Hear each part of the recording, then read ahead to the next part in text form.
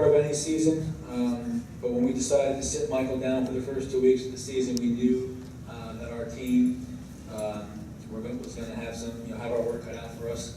And I kept telling my coaches that my goal as the head coach was to be 3-3 when Michael got back against Cedar Grove. But don't be discouraged if we were 1-6. I'm usually right, and unfortunately I was right there too. We were 1-6.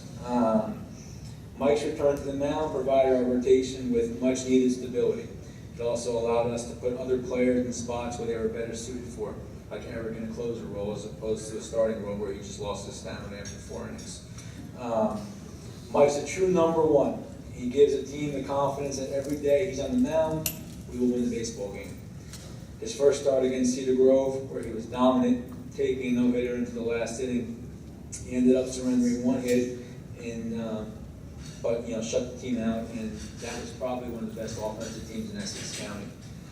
As our number one, Mike is often asked to go against the best opponents, which some of you guys don't realize, but as a number one for 3 years at Milburn, it's not an easy thing to do. It gets frustrating after a while, all right? But Michael wants that opportunity.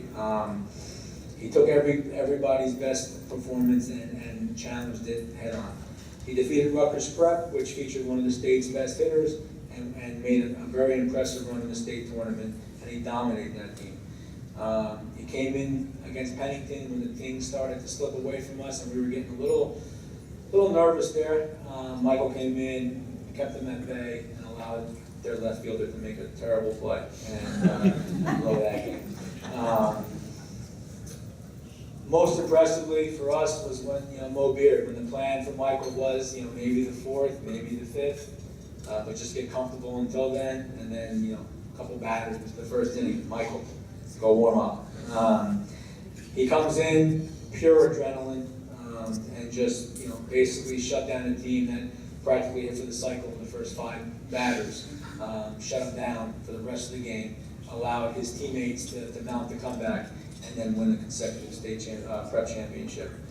Very impressive.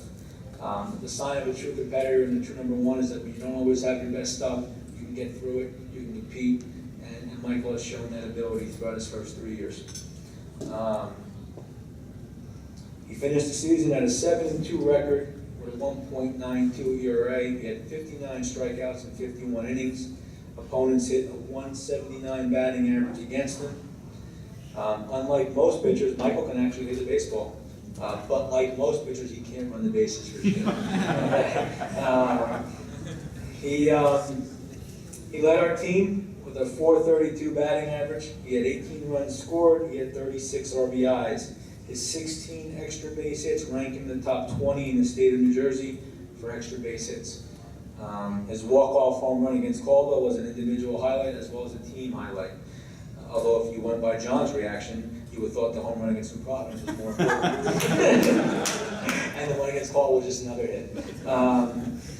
Mike's a true competitor. He's very committed to being a top-notch player. He works extremely hard in the off-season at improving his strength and overall fundamentals. As a coach, you dream to have a player as gifted as Michael.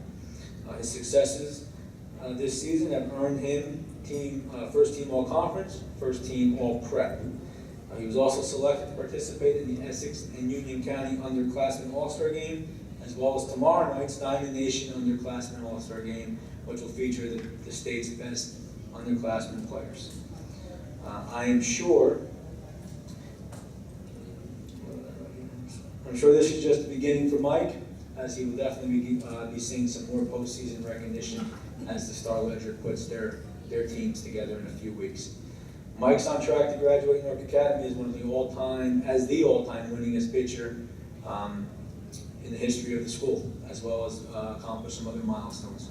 Hopefully he'll continue to work for that and accomplish those milestones. College coaches have already targeted Michael as a prospect, and I have no doubt with Mike's talent and Coach Bellini's guidance, Mike will have his choice by a very good academic institution. The sky is truly the limit for this young man, and I cannot be happy for him as he truly deserves everything that's ahead of him. Michael Gibbons.